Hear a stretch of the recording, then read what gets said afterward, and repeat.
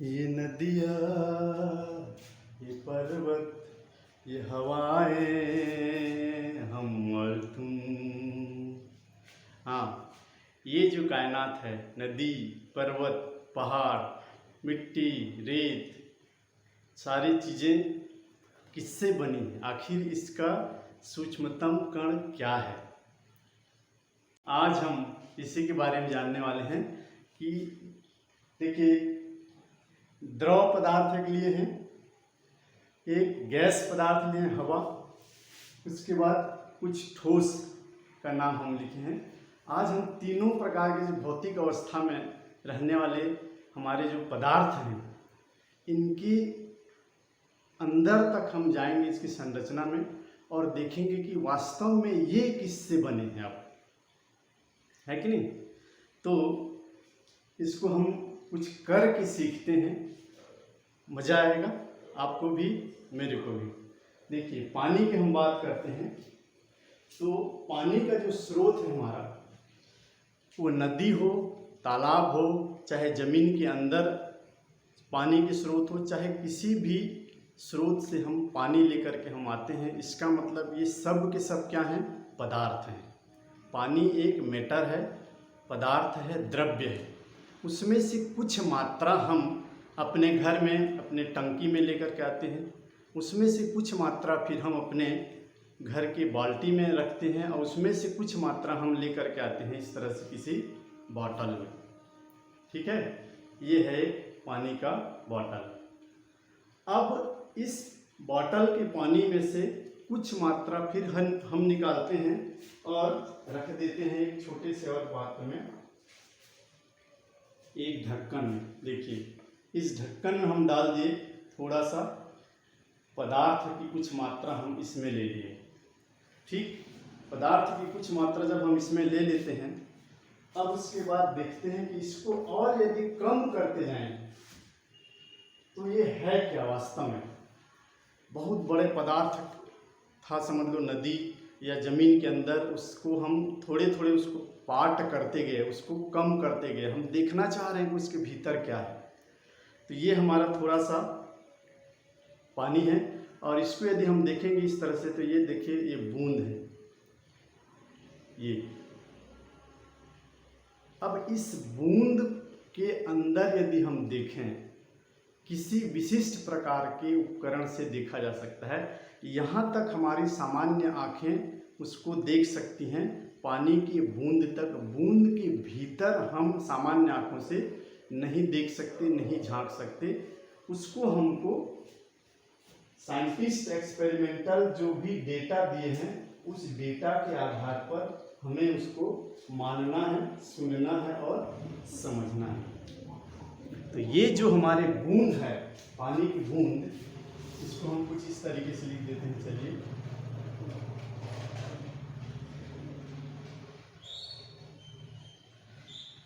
और एक बड़ा सा बूंद, ये है हमारा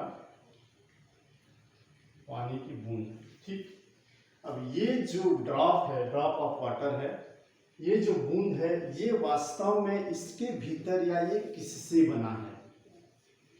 तो ये है रासायनिक दृष्टि से H2O अणुओं का समूह है।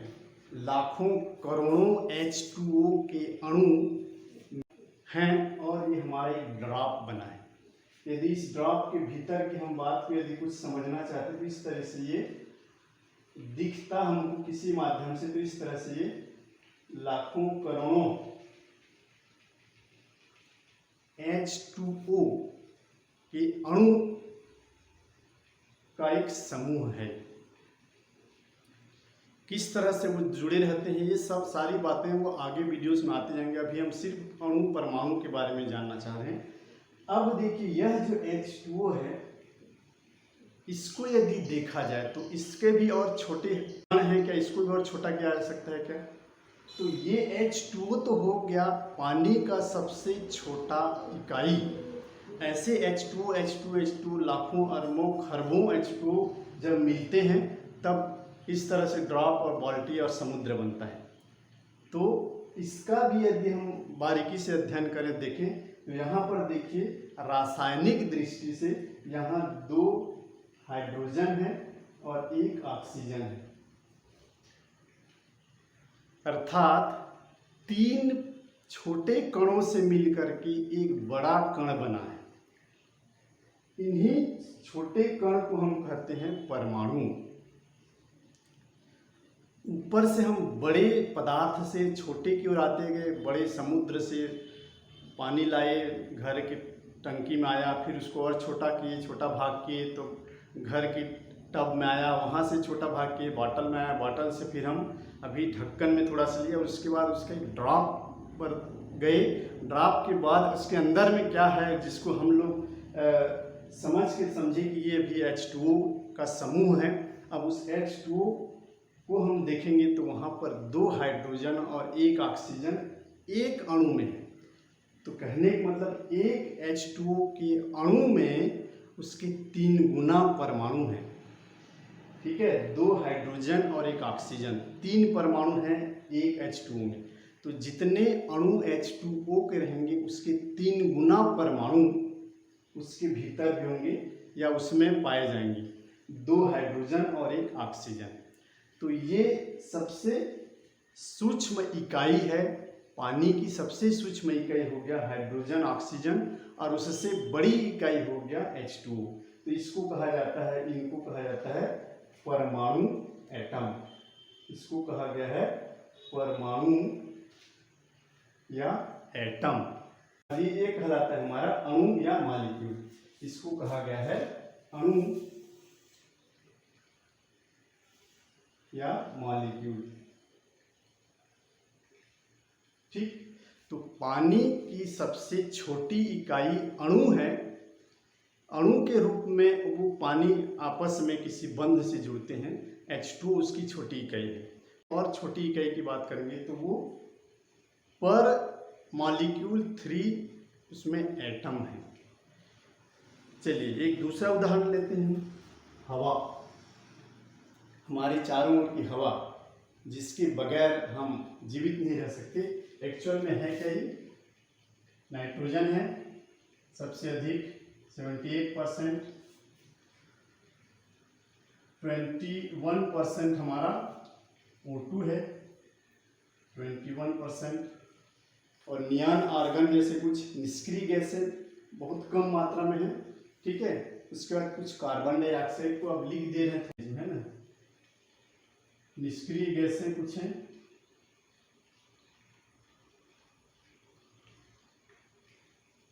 और उसके बाद कार्बन डाइऑक्साइड भी हम लिख दे रहे हैं, बहुत कम। ठीक, तो इस तरीके से ये जो हवा है इतने सारे गैसों का मिश्रण है, गैसेस मिक्सचर इस एयर। ओके, तो ये नाइट्रोजन और ऑक्सीजन के 2 अणु हैं, कार्बन डाइऑक्साइड का एक अणु है। तो ये कुछ गैसों के अणुओं का समूह हो गया। अब इसमें परमाणु देखेंगे तो नाइट्रोजन के एक अणु में 2 परमाणु इसमें है, इसमें 2 ऑक्सीजन के परमाणु हैं, यहाँ पर 1 कार्बन और 2 ऑक्सीजन के परमाणु हैं। तो हवा का छोटी इकाई क्या है? तो ये सब अणु हैं, और ये अणु किससे बने हैं? तो उनके और छोटे इकाई जिसको हम परमाणु, एटम कहते हैं। ठीक है, जो हमारे इस कमरे में हमारे चारों तरफ फैला हुआ हवा है वो भी एक मैटर होता है, द्रव्य होता है, क्योंकि इसमें भी द्रव्यमान होता है, स्थान भी होता है। अब हम देखते हैं तीसरी चीज, पॉलीथीन। देखते हैं पॉलीथीन है क्या, इसकी जानकारी भी हो जाएगी और इसको हम समझेंगे। जैसे फिर से वही समझते हैं, ये है पॉलीथीन का एक टुकड़ा।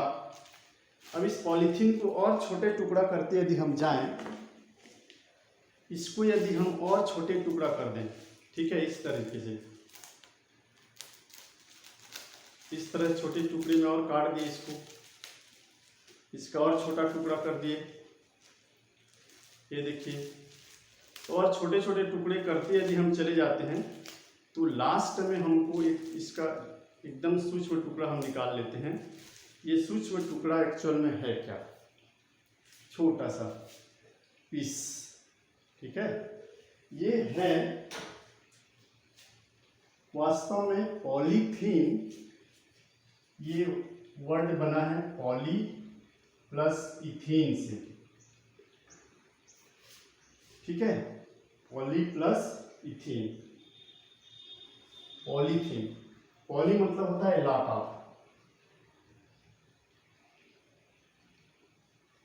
ढेर सारा, और क्या, इथीन, ढेर सारे इथीन जब जुड़ जाते हैं तो उसको बोलते हैं पॉलीथीन। वो इस तरीके से होता है CH2 CH2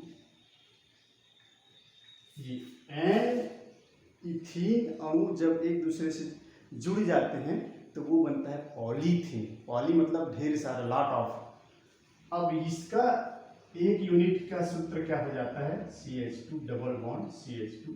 ये एक्चुअल में इथीन है, और ये जब जुड़ते चले जाते हैं तो इस तरह से इसमें बॉन्डिंग होता है। उस पर हम ज़्यादा नहीं जाएंगे।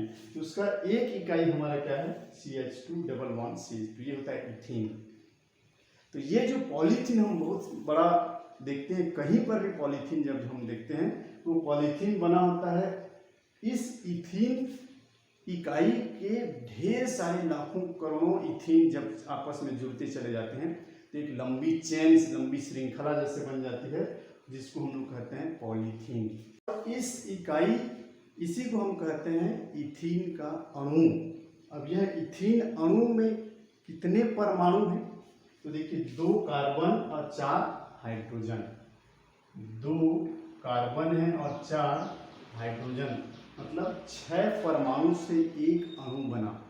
और उस अणुओं से फिर, उन अणुओं से फिर आपको पॉलीथीन का बड़ा सा जाला मिला, बड़ा चेन मिला, जिसको हम लोग अलग अलग रूप में ढाल करके अलग अलग प्रकार की चीज़ें बनाते हैं। ये हो जाता है हमारा पॉलीथीन, जो उसका अणु ये है, परमाणु ये है। अब हम लास्ट में जाते हैं किसी चौक के बारे में।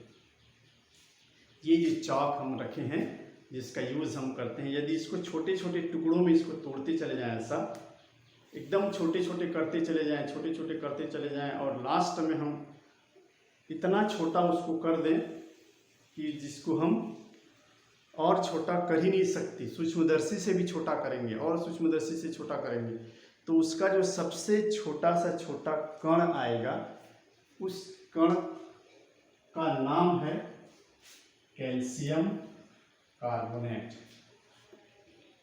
उसका नाम है CaCO3। कैल्शियम कार्बोनेट के अणुओं से मिल करके बना है ये चौक। एक कैल्शियम कार्बोनेट इकाई का सूत्र ये होता है, और इस कैल्शियम कार्बोनेट में कितने और छोटे कण हैं, तो एक कैल्शियम है, एक कार्बन है और 3 ऑक्सीजन है। तो 3 और 1 4 है 5 परमाणु, जो अलग अलग नाम से जाने जाएंगे। कैल्शियम है 1, कार्बन है 1 और ऑक्सीजन 3 है। तो 5 सबसे सूक्ष्म कणों से मिल करके एक बड़ी इकाई बना, बड़ा कण बना, जिसको हम अणु कहते हैं, अर्थात परमाणुओं से मिल करके अणु बना। फिर उस अणुओं, उन अणुओं के ढेर सारे लाखों अरबों करोड़ों अणु मिल करके फिर बड़ा सा एक चौक बनाए। तो इन चारों प्रकार के एग्जाम्पल से हमें एक कंक्लूजन क्या समझ में आता है कि प्रत्येक बड़ा पदार्थ जो है अत्यंत सूक्ष्म कणों से मिल करके बना है। तो उन सब की छोटी इकाई, प्रत्येक पदार्थ की छोटी इकाई अणु होता है, और वो अणु भी और छोटे छोटे कणों से मिलकर बने होते हैं, जिसे हम परमाणु कहते हैं। अब हम नीचे से यदि हम चलें तो परमाणुओं से मिल करके अणु बनता है। अब कितने परमाणु मिल करके एक अणु बनाएंगे, ये हम किसी दूसरे वीडियो में जब हम आगे बढ़ेंगे तब बताया जाएगा। एक विशेष रासायनिक बंध से बनते हैं, कितने संख्या में परमाणु जुड़ेंगे और किस प्रकार के बंध से जुड़ेंगे और एक अणु बनाएंगे। फिर वो अणु आपस में कैसे जुड़ेंगे, ये सब आगे हम पढ़ेंगे। अभी हम सिर्फ ये देखना चाह रहे हैं कि भाई अणु और परमाणु है क्या। तो सबसे सूक्ष्मतम कण, किसी भी पदार्थ का सबसे छोटा सा छोटा कण जिसको और छोटा नहीं कर सकते। पुरानी धारणा के अनुसार, पुरानी सिद्धांत ये था कि सबसे सूक्ष्मतम कण जिसे और भी टुकड़े नहीं कर सकते, जिसे और विभाजित नहीं कर सकते, उसी सूक्ष्मतम कण को परमाणु कहा गया था, एटम कहा गया था।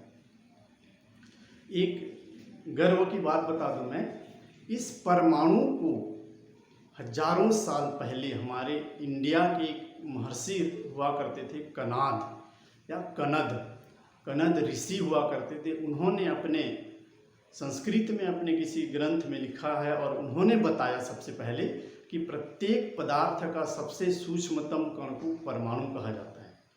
लेकिन शायद उनके पास कोई एक्सपेरिमेंटल एविडेंस नहीं था, इसलिए इसका क्रेडिट उनको नहीं गया है, पूरे वर्ल्ड में क्रेडिट नहीं दिया गया। कि फिर बाद में 1808 में डाल्टन नाम के साइंटिस्ट ने इसको सबके बीच लाया और पूरे वर्ल्ड में उन्हीं को क्रेडिट दिया गया किसी परमाणु के बारे में, कि कोई परमाणु होता क्या है। उन्होंने आया है कि किसी भी पदार्थ को यदि हम सूक्ष्मतम से सूक्ष्मतम करते चले जाएं तो सबसे छोटा सा छोटा कण जिसे और टुकड़े नहीं कर सकते, वही सूक्ष्मतम कण ही एटम होता है। तो जॉन डाल्टन ने फिर परमाणु के लिए अपनी एक थ्योरी दी, जिसे डाल्टन का परमाणुवाद का सिद्धांत कहते हैं। उसमें उन्होंने कहा कि प्रत्येक पदार्थ अत्यंत सूक्ष्म कणों से मिलकर बना होता है। उस अविभाजित सूक्ष्म कण को एटम या परमाणु कहा जाता है। और प्रत्येक पदार्थ के परमाणु एक विशेष प्रकार के होते हैं, अर्थात दूसरे से भिन्न होते हैं। अलग अलग पदार्थ के परमाणु एक जैसे नहीं होते हैं और ये परमाणु जो स्वतंत्र रह भी सकते हैं और स्वतंत्र नहीं भी रह सकते हैं, लेकिन रासायनिक अभिक्रिया में भाग लेते हैं।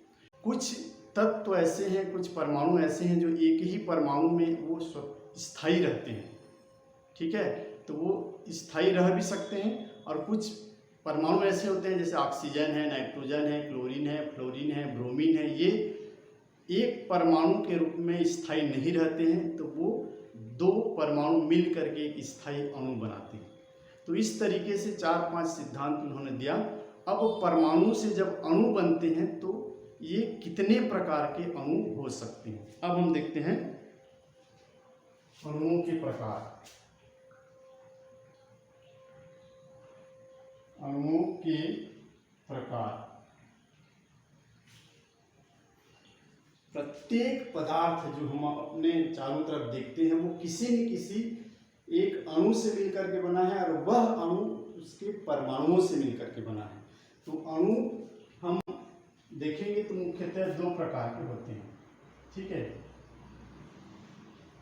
समपरमाणविक अणु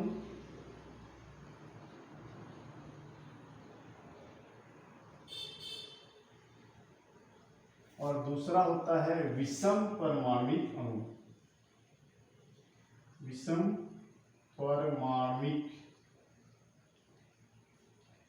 अणु, इसको मिश्रित अणु भी कहा जाता है। समपरमाणविक का तात्पर्य है यदि वही परमाणु आपस में मिल जाते हैं, एक ही प्रकार के परमाणु एक निश्चित संख्या में जब जुड़कर के बड़े कण बनाते हैं तो उसको समपरमाणविक अणु कहते हैं। जैसे ऑक्सीजन, 2 ऑक्सीजन के परमाणु मिलते हैं तो O2 का एक अणु बनता है Cl2, H2, F2, ठीक है। तो इस तरीके से ये 2 परमाणु से मिलकर के बने हैं। इसी तरीके से हमारा ओजोन होता है जो 3 ऑक्सीजन परमाणुओं से मिलने पर ही एक स्थायी ओजोन बनता है Sp4, 4 फास्फोरस के परमाणु मिलते हैं तब एक स्थायी अणु बनता है। और इसी तरह से S8, सल्फर के जब तक 8 परमाणु एक साथ न जुड़े किसी बंध से, आगे हम उसको देखेंगे, तो वो स्थायी नहीं होते हैं। तो इस तरीके से हम देखते हैं कि कुछ परमाणु स्वतंत्र नहीं हो सकते, उनके एक निश्चित संख्या में जुड़ते हैं और उसके जुड़ने के बाद वो स्थायी अणु बनाते हैं। चूंकि इसमें जुड़ने वाले सारे परमाणु एक ही प्रकार के हैं, इसलिए इसको बोलते हैं समपरमाणुक अणु। अब कुछ उदाहरण हम ऐसे देखते हैं जो helium, neon, argon, krypton, xenon, radon, ये सब हमारे निष्क्रिय गैसें हैं। इसके अलावा धातुएं, जो धातुएं होती हैं, कॉपर हो गया, आयरन हो गया, निकिल हो गया, इस तरह से सारे धातुएं और निष्क्रिय गैसें एक परमाणुक अणु होते हैं, अर्थात एक ही परमाणु में वो स्थायी होते हैं और उनका अणु सूत्र कहने से भी यही है, परमाणु सूत्र कहने से भी यही है। तो इनकी परमाणुता भी एक जानना जाए, यदि एटॉमिसिटी की परमाणुता कितना है, इनकी परमाणुता 1 है, इनकी परमाणुता 2 है, इसकी 3, इसकी 4, इसकी 8। तो समपरमाणुक अणु इतने अलग अलग एटॉमिसिटी के साथ रह सकते हैं या होते हैं, तो इसको हम कहते हैं समपरमाणुक अणु। ये कुछ एग्जाम्पल है। अब विषम परमाणुक अणु किसे कहा जाता है? विषम परमाणुक अणु मतलब होता है जब 2 या 2 से अधिक अलग अलग परमाणु एक किसी निश्चित रासायनिक बंध से जुड़ते हैं और अणु बनाते हैं, तो उसको कहते हैं विषम परमाणुक अणु।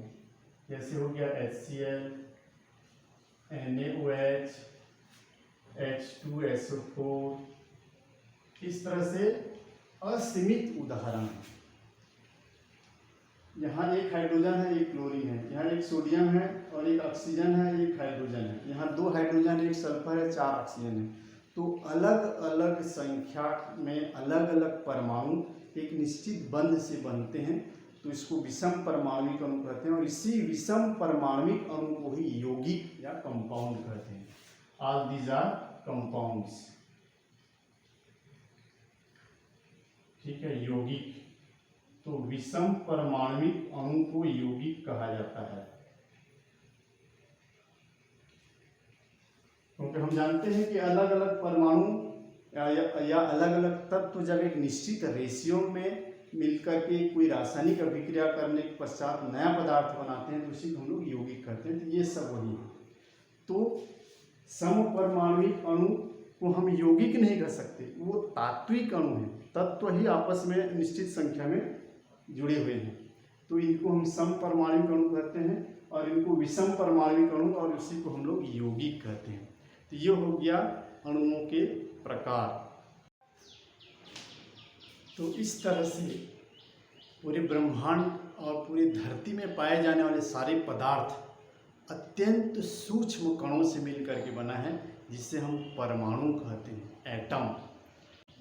जॉन डाल्टन के अनुसार वह परमाणु और विभाजित नहीं हो सकता है। सबसे छोटा से छोटा पार्ट जिसे और विभाजित नहीं किया जा सकता है, अविभाज्य कण को परमाणु कहा था।